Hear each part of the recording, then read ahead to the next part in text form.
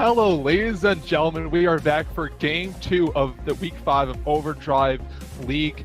This time, we have different teams playing, though. We have, at this very moment, it will be Ace Machine versus EXNOL Ruby. I'm here once again with K-Ted. I'm Canadian, of course. What do you think about this game? Should be interesting, as this is a newer team to the league, if I'm not mistaken, in Ace Machine. And definitely a team looking to make an earlier impact on their matches so far in EXNOL Ruby, as they haven't actually had a chance to get any games under their belt yet. So I think they are trying to see if they can make things happen for themselves, so to speak. Because the Ace Machine is doing quite well in the league. From what I see is they have a 7-win and 1 loss. But does see like from first glance might seem like a quite one-sided game. We'll see. We'll see if they can ruin these ideas of the game coming in, and let's watch if they're able to destroy the thought of how this might just be an easy game for Ace Machine. Yeah, I mean, when you're sitting close to the top of the table like Ace Machine is, they definitely want to put themselves above Elimination Spectrum, and a win here would actually tie them up with Roar for now. So if they can get the win here, it does give them up on that second place, as we are starting to see some of the picks and bans going through right now. Already from the start of it all, the Yasuo and the Nami being taken away from EXNOL Ruby.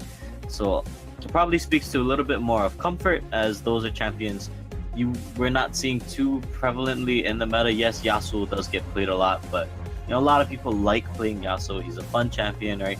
So, and can have a big impact on the game if he gets ahead. So definitely something, not to get crazy.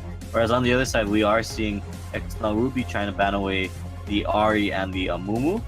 So that just, I think, helps out the game a little bit more. It also comfort picks where you're just taking it away from people that play these champions. Amumu as a good, gives for a good engage tool, gives a lot of abilities to just go right in and move the game along. But now the last few bans away, a lot of mid laners actually being taken off the table, with Ziggs and Veigar being the last 2 bans from this side of the draft.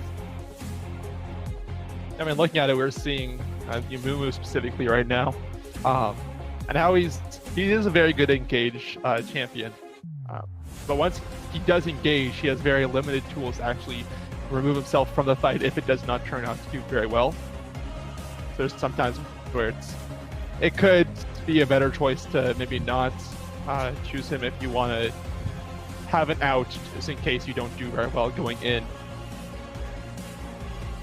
Yeah, and that's where it's one of those things where you say go, go, go, but if you just immediately die after going in and the team is just kind of stuck in the fight now, that's when you really kind of can get screwed moving through it. Now, the Aatrox being locked in first pick from the side of Ace Machine is something I definitely want to talk a lot about, because we're seeing a lot of people playing Aatrox right now up in the top side, and he's kind of become, I think, the new hotness, the new standard for what a top lane bully can kind of look at, right?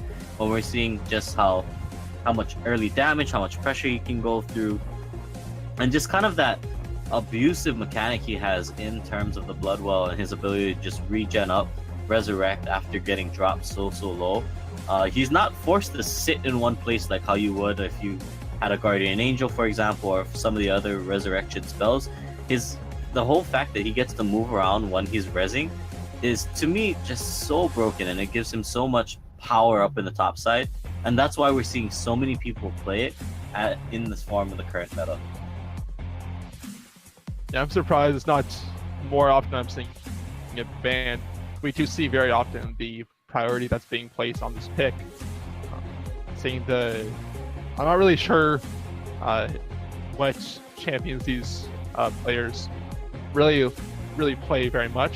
I'm assuming that's why they banned these 3, the Amumu, Ahri, and Ziggs, and then allowed the Aatrox to be taken up. On the other side, we have a Kindred jungle.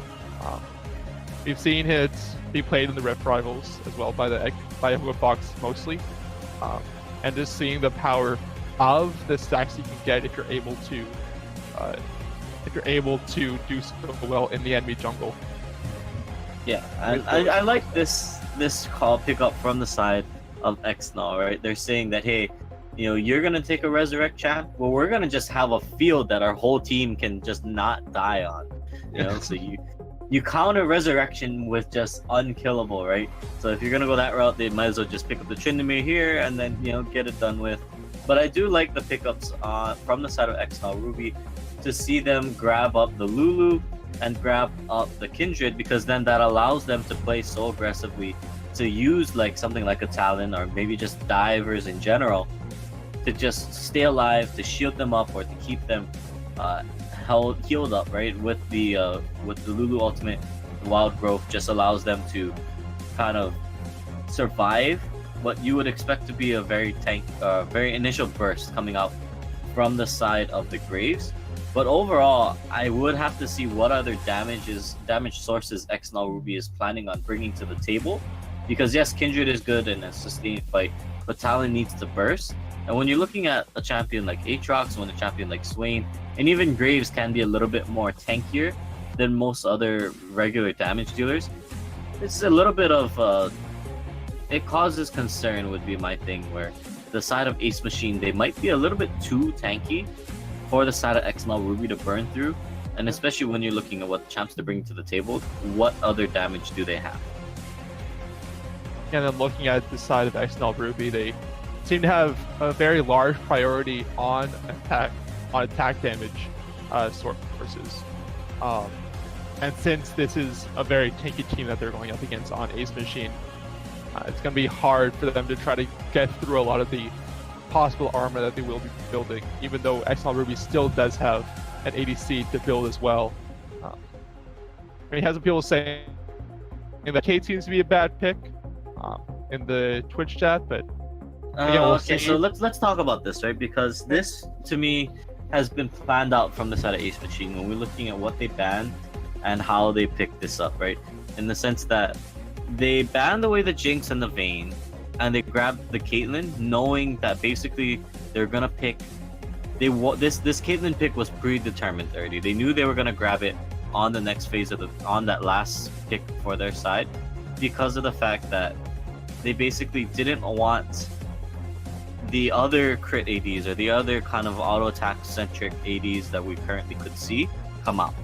And yes, Caitlyn is maybe not the strongest pick right now, but with the buffs to crit ADs, with the buffs to just basic auto attacking in general for the side of AD carries, it does give her an option if you're comfortable with the pick.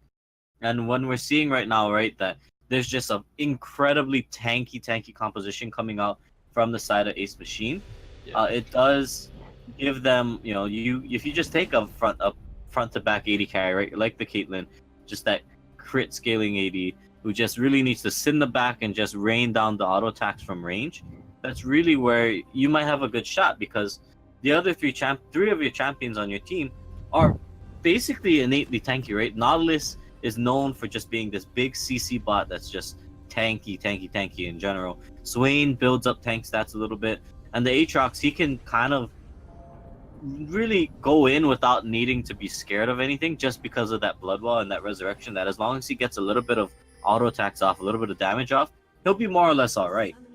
And that's where it really does make a difference. Whereas on the other side, on the side of Team EXNOL Ruby, they need to find these team fights in a way that keeps them alive, because instead of them taking a tank or something else and that being a Lulu support, it ends up being a Lulu top, which means that they now put a lot of pressure onto Princess Tippy, who now needs to basically become, I would say, the big carry, so to speak, or the big that ultimate from her is going to be so important as we move forward now. Yeah, for sure. I mean, looking at the side of Ruby, they have a very large team to fight against. They tried to look at the tanks, and they try to counter that with heals and shielding. and invulnerability. They'll see if they're able actually to burn down the side of Ace Machine fast enough in fights to actually get some kills for themselves before Ruby is able to just slowly walk into their faces because they have so much health. I guess that's the main thing we're looking at here. Yeah, and that's gonna be the big thing to keep an eye out for. Now, the man we need to, I think the matchup actually rather that we actually do need to talk about is gonna be that mid lane matchup with Jen Shadow and versus Kaboo. The Talon now needs to get kind of an early lead, and he needs to get a big one. He needs to be in a position where he can be very, very aggressive. He can shove the wave in, he can roam, and he can make plays that way, because he needs to essentially blow up the Caitlyn in these team fights, right? He needs to be the person to kind of take her out, because if not, yes, Jhin can get some good damage from the back. Yes, Kindred has the unkillable field that she can drop, but if Ren Shadow isn't able to find an early pick or find some kind of big play onto somebody, that's going to be a big problem moving out through the middle parts of the game. I mean, as well as that, I saw the little bit of damage that's being exchanged in the top lane between Wiwu and HBKS, and I'm just a little scared that Wiwu might not play as safe as she should against the Aatrox that they're against. But in the bot, it's gonna be a 4-on-3 right away. Soraka dropping a little slow. Princess Tippy doing a little damage as she tumbles forward. But everyone's gonna escape safely and head back. Yeah, and that was I'm very surprised that the side of EXNOL Ruby let them get out of that one. They had the collapse. All they really needed to do was for Jen Shadow to just jump onto somebody to buy them a little bit more time to get that damage off. But instead, they don't end up doing anything with it, and so that does give actually a slight advantage to the side of Ace Machine there, because while all that was happening, Apologician was able to just move through and kind of just power farm a little bit for that little bit of time that it took, and it does give him a slight advantage onto the Graves. Looks like Apologician might transfer the top lane. Yeah, play it safe, as he does see Wiwu is, that's other shields, does have the polymorph to stay safe underneath towers. Yeah, and so Wiwu can stay safe, but the real problem here is that how impactful can he be in the game, right? Because realistically speaking, this is gonna be the story of the lane. He's gonna get shoved in all game long by HBKS. There really isn't gonna be a whole lot he can do about that fact. It's just going to happen regardless. And then on the other side, Misty and Reniska, all they're gonna look to do is just farm up and survive, right? Soraka isn't innately, tanky. She's not building up CC. She's just there to keep Misty alive. So the question becomes, how effective can these side lanes be? Because really all they're there for is to support the team, so to speak, right? Jhin isn't the kind of hyper carry you're gonna see dive in and just delete people across the map. He's more of that backline threat. He throws up the curtain call. He can either use that to start fights or finish fights, whatever you want to do with it. The deadly flourish can be thrown out just to root people in place from long range. So it's really Princess Tippy and Jen Shadow, like we've been talking about in Champ Select, that they need to make plays, and if they don't get early leads, that's going to be a big, big problem as the game. Yeah, it looks like Princess Tippy gonna have to flash. Oh my goodness, huge damage from the roam down from HBKS. I was like, Princess Tippy just saw two people in front of her and then instantly fainted. Oh man, that was just disgusting damage from the Aatrox there, as he is just ridiculous. And we talk about that, right? This early game ratios from him are just so strong, and the kit now, the reworked kit, makes him such a powerhouse threat in these early game skirmishes. And Princess Tippy's just walked into a bush and finds the worst thing possible you could ever look for, and just gets taken down. And that's a problem, because now that gives Apologician even more of an advantage. It gives him a little bit, that first blood money is always a good thing for early game junglers like the Graves, who wants to get a little bit stronger, because then that means his clear is faster. That means he doesn't have to lose as much health when he clears. And with the fleet footwork, that means he's going to sustain even more, and potentially a problem for the side of EXNOL Ruby. Now, not out of the game yet, right? They are building a slight CS lead in the mid lane, like you'd expect from the side of Gen Shadow. And now, once he makes his first back, that's really going to be the first play, as we actually do see them making a nice early push onto the Infernal Drake. Yeah, they're trying to do what they can. They're not going to let one kill this rune in, but Wee Woo going to be dragged back by Aatrox, but not going to get anything with the final Q being used up. Looks like we're going to have a large wave pushing on the bottom lane, watching Rito and One Flate trying to get some early damage on the turrets, because we're seeing that happen in the bottom and top lane. To be able to get there just in time. One Flate jumping under the turrets, knocking the lane hook, flashing in, rooting with the ignites. One Flate down to point health, but not going to take another turret shot. That's going to be a kill for the bottom lane, in Nautilus specifically. Yeah, I mean, that was a really weird play there from the side of Princess Tippy. Yeah, okay, you're just trying to shove out the wave to clear it out, but you always gotta respect that dive potential from the Nautilus. He doesn't, all he needs to do is hook you in. If he lands the Q, you're gonna get rooted up, you're gonna lose a lot of health. And with the amount of CC he brings to the table, when you're this squishy Kindred who's not even level 6, you don't have the tools in your kit, so to speak, that prevent you from dying against that. As we're seeing, it's really just a lot of rough or a lot of bad situations for the side of EXNOL Ruby here, as they need Kindred, they need Princess Tippy to get level 6 before they can really start to do anything, but they also need Gen Shadow to start making plays. Otherwise, who are you gonna kill? You can't really go up against the Aatrox right now on the top side. He's just so strong. Down on the bottom lane, One Flate. I can do a 4-on-4 right now. TP coming in from the top lane of Aatrox, but looks like Talon going to take out One Flate right before that happens. Ult coming in from Kabu, gonna hitting 5 people. Ult coming from Graves as well. Princess Tippy bringing us down to such low health, but it's not gonna get the kill as Kabu gonna fall. The ult coming in from Tippy, but nothing gonna come from it. It's gonna be a 1-for-2. It was a 1-for-1. Yeah. Looks like Aatrox whopping around, gonna do a huge damage on Gen Shadow with the final Q hitting Renuxia. It's gonna ult right into, looks like he's facing after that Jhin, and then anytime Caitlyn gonna take out Stark as well. One ace in the hole gonna also take out the Jhin. And that turned from a 1-for-1 into a 4-for-1 in favor of Ace Machine. And that was just the wrong, they stayed around that fight way too long. HBKS with a great flank over onto the left side. He brings Gen Shadow in multiple times to prevent him from getting back over the wall, back to the safety of his team. And it's because of that, it was looking good for the side of Team Ruby here, as they got that first initial little skirmish, and they didn't get too heavily punished for it.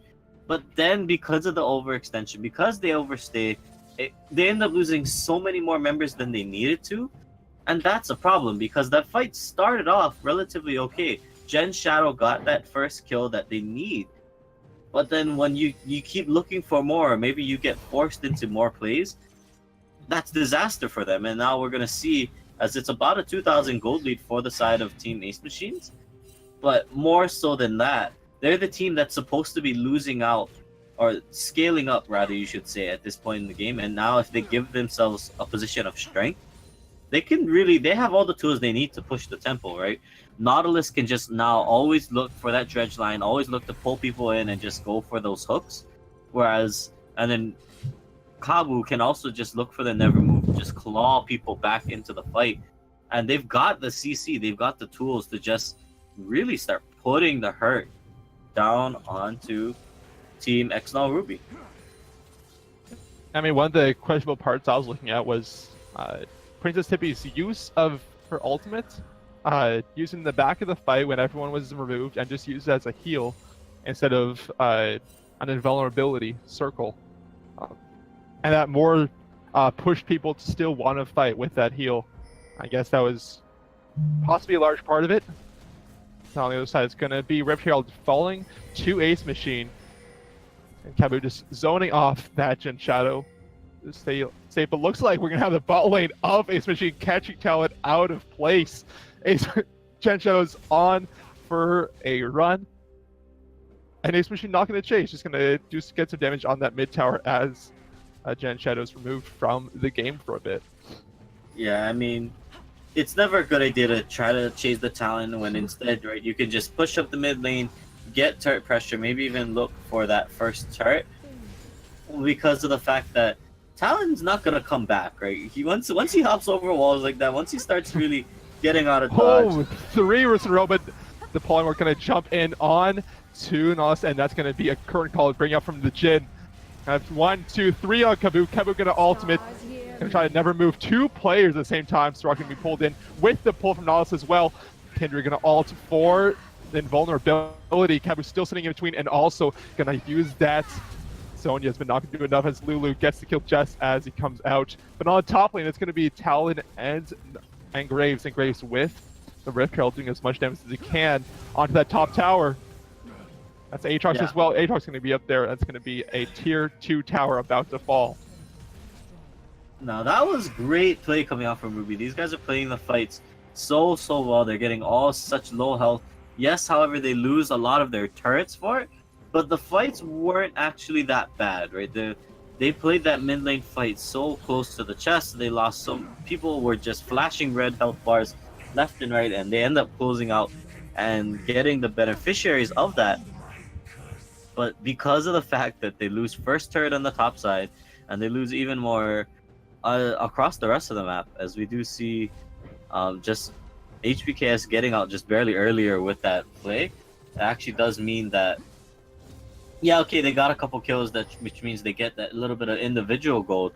But in terms of where the gold lead is at right now, not much has changed, right? It's a good play from Apologician and HBKS to just go to the top side, get the Rift Herald down, get the turret. And now if Team EXNOL Ruby can get the second Inferno though, that actually might be a great thing for them in terms of the scaling of the game, just because they'll have all that extra AD for their 3 damage dealers. And with that, we just saw computer may have died on the side of Weewoo.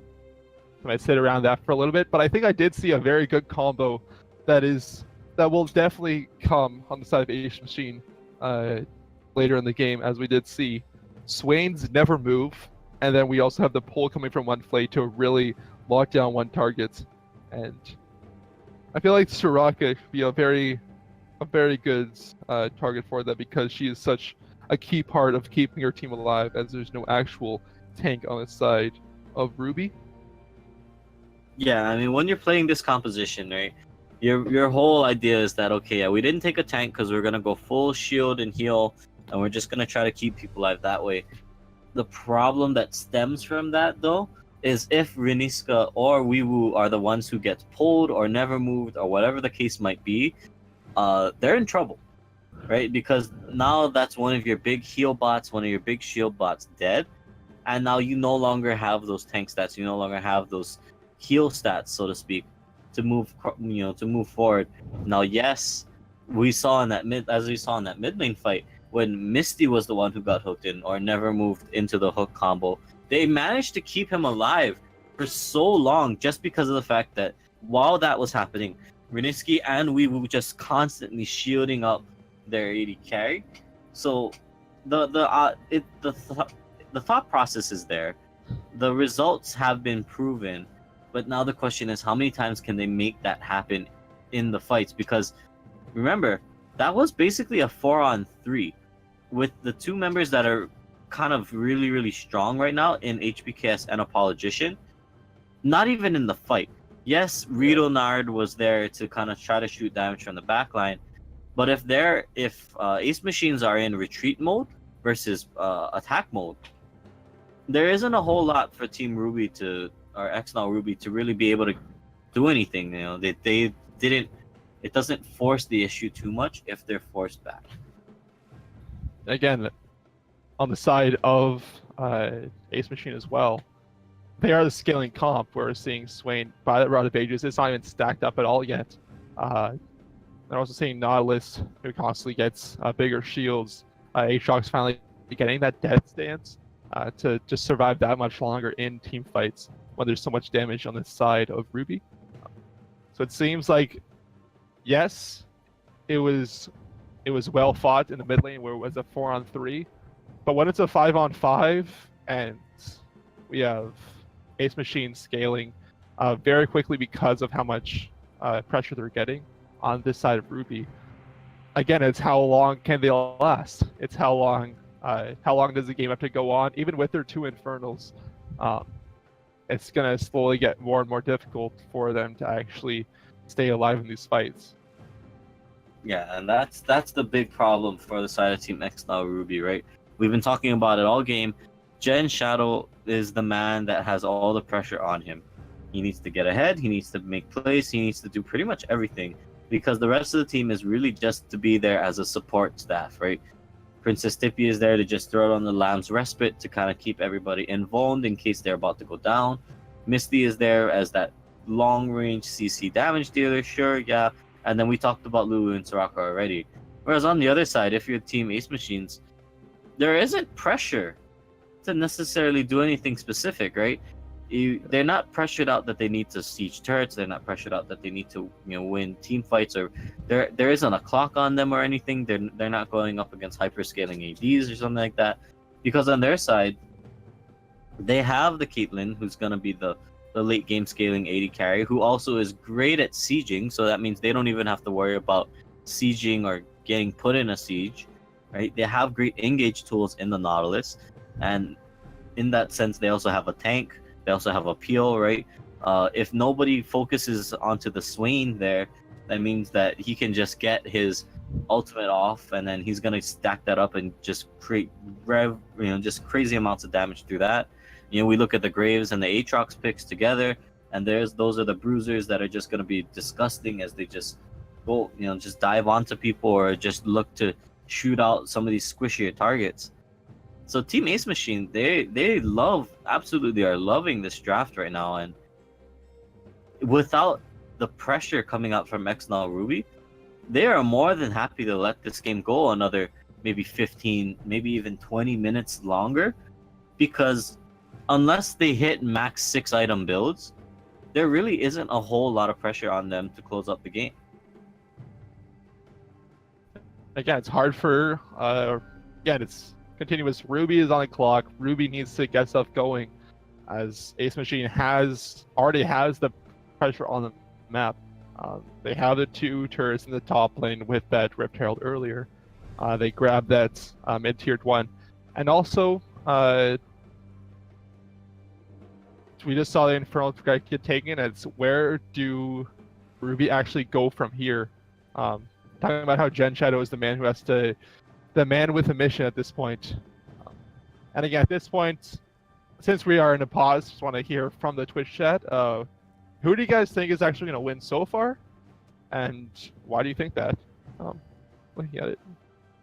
Yeah, I mean, if we're looking at it, right, you pretty much have to make Gen Shadow here he's got to be like James Bond with how sneaky and stealthy he's got to be. He's got to be like a super spy at this point, because for him to get onto the targets he wants to, there's only one or two people he wants to blow up, right? That's either the Caitlyn or that's Graves. You don't really want to blow all your cooldowns on HBKS on the Aatrox, because let's face it, he's got Bloodwell, he can res up, right? If you try to focus on the Swain, that might not be a good idea, because of just the whole idea that it's a Swain. He's innately tanky, yes, if you blow him up, sure, but he can always just pop ult, he can always just throw out some skills and keeps himself relatively tanky. So, it's got to be a really, like we've been saying, pressure's on onto Gen Shadow. I just want to bring this to attention where Kindred, a very large part is about getting stacks. And we're right now 13.5 minutes in, and he doesn't seem to have a single hunt yet, which is not looking good for this side of EXNOL. Actually, I'm looking at the Twitch chat. They said how EXNOL, one of the cons is that EXNOL would win if they make it past 25 minutes and get on 3 items, mostly because of the 2 threats they have to worry about. But one of the questions about that is even HBKS is a threat on the side of Ace Machine as well. and then Ace Machine has the tanky lineup to fight against it, to fight against the two threats. But on the other side, EXNOL doesn't seem to have much defense to go against it. Yeah. And that's gonna be a rough thing to say. Now, on the side of EXNOL Ruby, though, you are a little bit hopeful because of the way that some of the neutral objectives have gone. Yeah, the Rift Herald went over to Ace Machines, and that was a problem, right? But if they magically still keep getting these Inferno Drakes, that could help them out pre-max build, right? Pre-40 minutes. Because at max build, right, even it doesn't matter how many Inferno Drakes you have, because their whole team is AD centric, right? They're all AD champions, right? Where Misty and Princess Tippy, they want to auto attack with AD. Even Gen Shadow, his burst is all AD, and that can be a problem when you're looking up against a champion like Nautilus, who he can realistically just build, you know, Iceborne Gauntlet, Frozen Heart, things like that just kind of prevents Randuins even if he wants to, right? That prevents AD champions from getting damage down, just because of the fact that all they need to do is just build some armor. Same thing goes for Kabu in the mid lane. That's close. He can just build up some armor and just stack that up and then just stay alive as we see them, sieging up down the bottom side of the map. Yeah. Right now we're seeing Gen Shadow trying to do what he can behind the map, but he kind of pop flash as he almost got caught up with the HBKS chain. But it's looking difficult for the side of EXNOL, as again they have to find something. And another flash being popped by the Soraka this time. Again, there's a lot of pressure being taken out on this bottom tier 2 turrets, and Talon just sitting behind enemy lines trying to find that pick. As you said, he has to do what he can, but Karn Call being brought up by the Jhin. But now he's grabbing all of it. He's going to walk out of the way as the Politician takes one, the last in the face. I think Rito Nard drop down the Soraka, but it's going to be ultimate bring up by the Nautilus, going to knock up that Jhin. I'm going to pause a little bit, but it's like a huge fight just happened. Talon jumping onto the Kalen, but he's also going to drop himself. Swain also falling, but one play trying to get away as well. Kindred has the mark on him and take him out as well. Rooted. Oh, but Jhin with the long shots. That's a triple kill coming out from Kindred. Can't really quadra. So Resurrection going to come out from the Aatrox. Can't do anything at this point. They tries to walk away, and that is going to be the final kill, being on the Lulu, not taking the quadra kill, and going to steal it away instead. What were you doing if you're on the side of Ace Machines? They had all the momentum, they have all the tools, and they waste it by trying to dive the bottom lane turret. Yeah, okay, they sieged up, they started off with a nice siege. Rito Nard was getting good damage onto the turret, and they all were in great positions to maybe look for a team fight. But they keep playing this weird game where they move forward, they go to the turret, they back off. They go to the turret, they back off. They go to the turret, they back off. Yeah. And over time, that allows EXNOL Ruby to just poke at them, to get damage down, to burn out cooldowns, to survive, and they don't get the play throughout the whole fight. Gen Shadow manages to pick off the kill onto Rito Nard, which is what he needed to do the whole time, right? We talked about it. He finds the flank, and even though, yeah, he trades his life for it, it doesn't even matter because Kindred, Princess Tippy, just comes in on the backside and cleans them all up. That was just a terrible play from Ace Machines, and it's going to cost them because now they don't have as much of a gold lead, and Gen Shadow, he's got to be feeling a little bit more confident that he can now at least do damage to the Caitlyn, and that's a problem because that puts them in a little bit of danger zone. Yeah, he's building that, he built that Youmuu's, now he has just more lethality, really itemizing against that Caitlyn, trying to do what he can to take her out quickly. Looks like a few pings onto her, but she's going to get back safely. And again, we're seeing if they can get, once again, try to get the can. It's looking difficult as they just basically whiffed that last fight, as they could have done so much better. If only Rito Nard wasn't jumped on by Gen Shadow and was defending this a little bit better, then we could have gone much better. And also, we saw the healers on the side of Ruby. Nautilus ulted the Soraka but wasn't able to do anything outside of that, and they were just able to keep their players alive outside of Gen Shadow. Yeah, and that's where you need to make a decision. If you're out of ace machines, right? The dive or or the play to either siege, dive, or back off. Any one of those is fine, but you need to make that decision as a team and stick to it, right? We saw in that fight repeatedly. They pushed up. They started off the siege, then they backed off, right? Then they retreated. Then they came back and tried to re-engage onto the Soraka and try to dive. They take a couple turret shots. They back off. They retreated. Then they go back in again, and then this time they get forced to fight because Gen Shadow hops in, and then now they're in this weird situation where they have to try to fight. They half-heartedly fight. Then they realize, oh no, we're gonna lose this, and they retreat again. And this inherently is a problem if you're on the side of ace machines, because you need to not make these, these bad calls, these calls where, you're so in and out, one foot in, one foot out the door, right? Where if you're gonna dive, dive. If you're not gonna dive, then back off. If you're gonna siege, siege. But then that means don't burn big skills to try to dive. There might be a little fight happening around the mountain Drake. Gen Shadow trying to zone.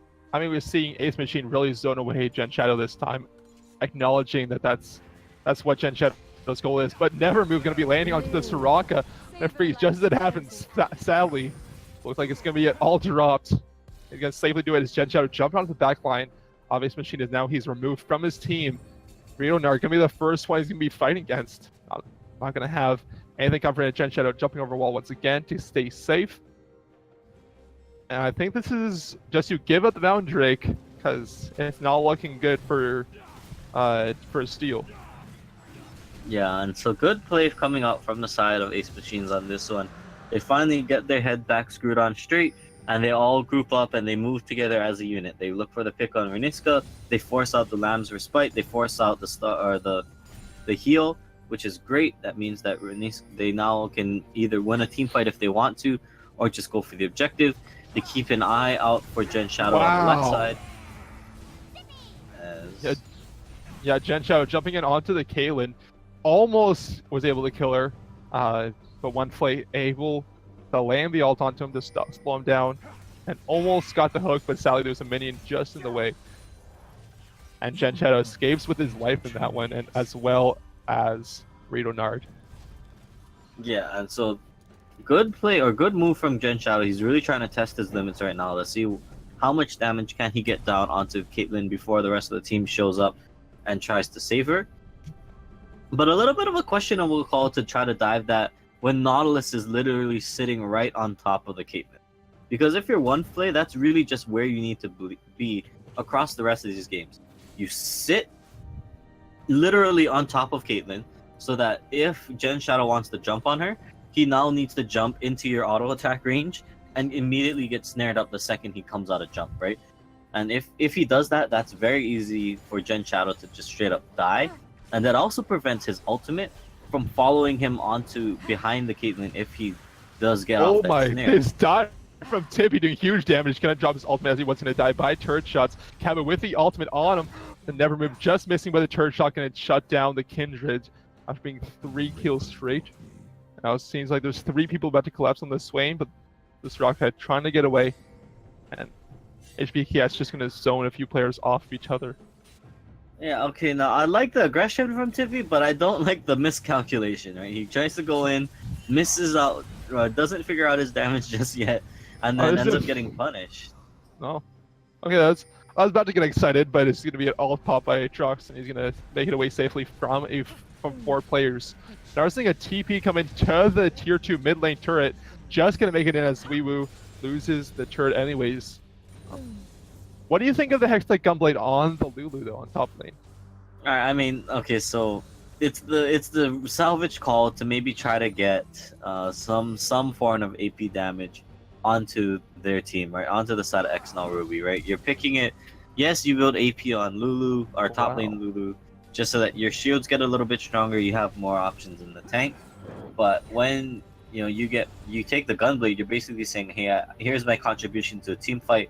I'm gonna shoot this out, slow somebody up, do a little bit more damage outside of just using my shields. And yeah, it helps, but it really doesn't give anything in terms of long grandstanding help, right? It doesn't. It makes her shields Sure. only a little bit stronger. It gives her a little bit of spell vamp, which makes it a little bit easier for you to stay alive, right? But if you're not, if Weewu isn't in range to either shield up and get the wild growth off for Gen Shadow, or peel people off of Misty or Princess Tippy, it's not gonna make that much of a difference, right? Lulu, AP top lane Lulu needs to be kind of close in range. He needs to be within reaching distance of these teams, and if he's not able to do that, it's gonna be a big problem for him, as he effectively isn't useful on his own. He needs somebody with him in these fights. He needs somebody there to make it so that he can pull off or be of assistance to his team. Otherwise, if the fight breaks out and Weewu isn't there, or if he's late, that means that he's gonna be pretty much useless if he doesn't have anyone to shield. And Gunblade or not, you won't have a whole lot of damage as top lane Luke. Yeah. I mean, I just saw an item completion on Talon that could be very key in some team fights, being the Dusk Blade on the when he tries to go for those assassinations on Caitlyn. Some, as Ruai was saying in the chat as well, once he completes that Dusk Blade, it's gonna be very scary for the Caitlyn. So we're gonna watch for that Talon and see how he's able to maneuver around this side of Ace Machine, since Ace Machine acknowledges that this is what he's trying to do. Yeah, I mean, So you can rock around right now. I'm seeing the wraparound. They're trying to get We had in. never move and an ultimate coming onto this rocker, really targeting those healers. Now we're seeing HBK is just zoning him away so well. Ace in the hole also going to come out, bring him down. Oh man, just seeing him just able to get away slowly. Sorry, again, lagging a little bit.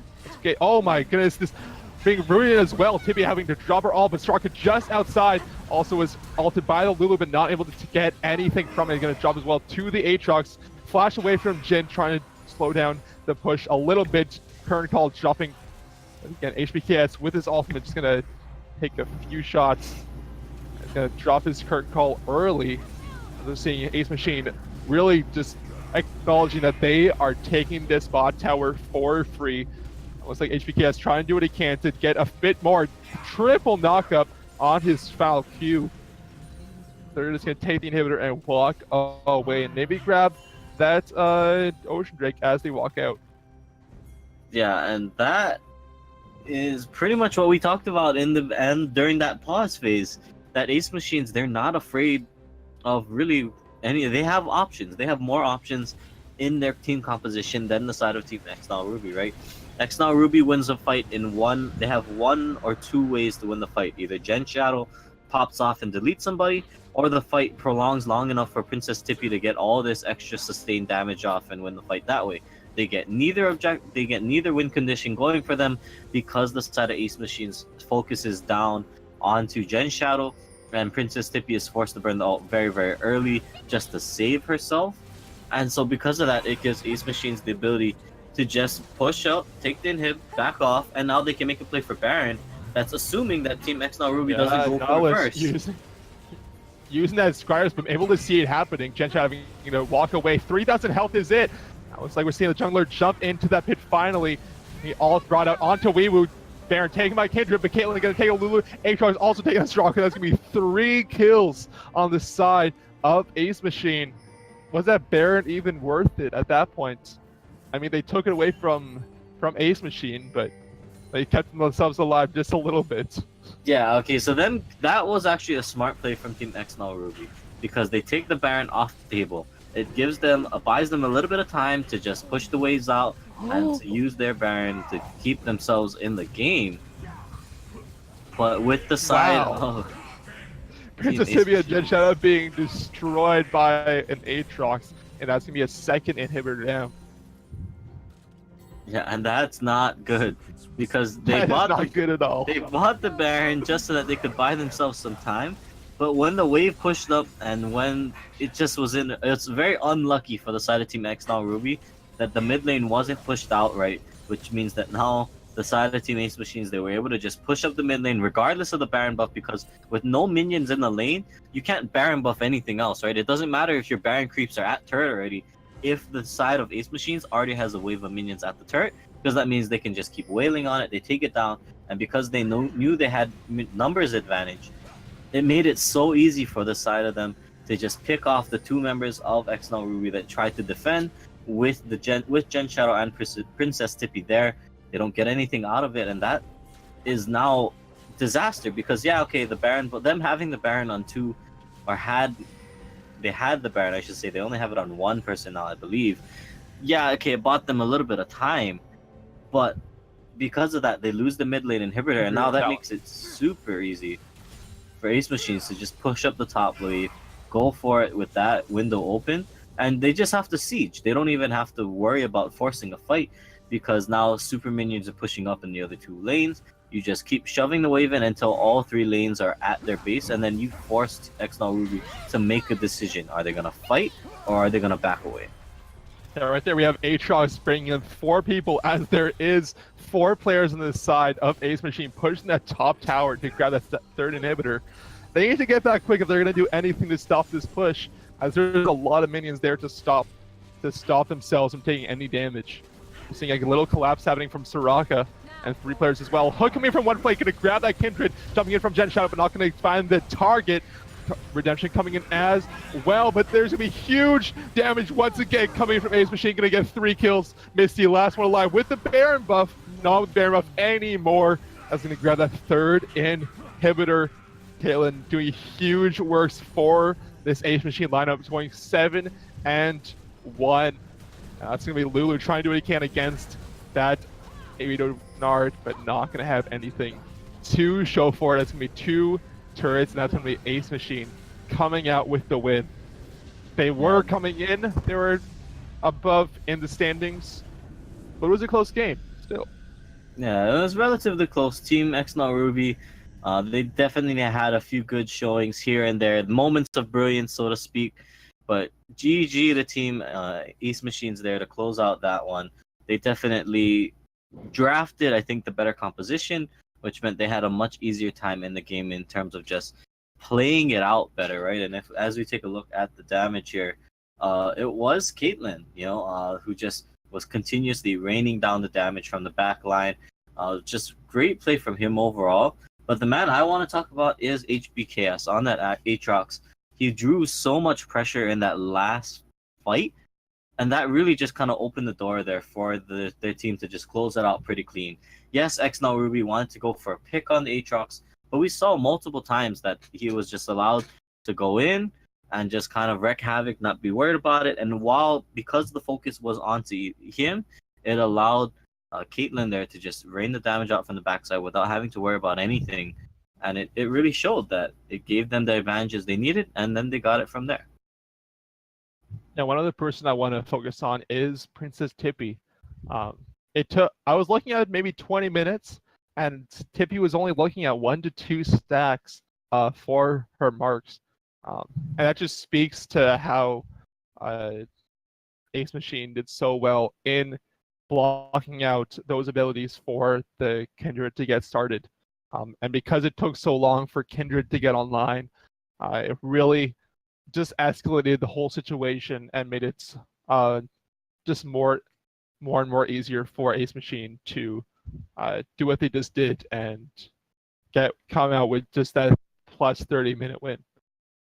Yeah, well done to them. To throw it up, I think we will be giving over the MVP vote to the Caitlyn from that game. Well done to him. Just constantly stayed safe, get the damage out going from the back line. But yeah, Ace Machines now, that does put them at 2nd place, a firm 2nd place here. It puts them over Illumination Spectrum, as they did lose out earlier in the first game of the day. So well done to the side of Team Ace Machine. Yes, we're going to be heading off until the next game. The next game is going to be, we saw Anarch earlier on against Illumination Spectrum, and we're going to have Roar also join on this stream. We're going to have, I believe, K-Ted, you're heading off, I believe? Yes. Yes. And then it will be me and possibly someone else we don't actually know yet. So we'll coming at you, and I have no idea who else will be. Yeah. See you guys then. Yeah, have a good one, guys.